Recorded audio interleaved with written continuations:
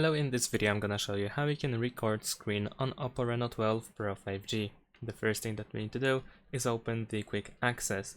And now over here we need to find a button that allows you to start recording the screen. In my case it is over here. If you cannot find this button, you need to press these three dots in the top right corner and then choose edit tiles. And then in more tiles you should be able to find the option. And all you need to do is simply press it to add it to the tiles. So now let's press screen recording. If you open it for the first time, you need to grant permissions. So let's use while using the app.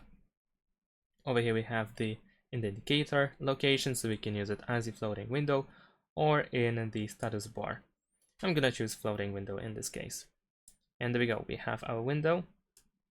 And we can drag it around as well in order to move it to a more convenient place. Press this red button in order to start recording. Over here you can manage the system sound and microphone sound, and of course everything can be enabled and disabled over here. And once you are done, you can press this check in order to stop the recording immediately. Then you can see the preview over here and play it.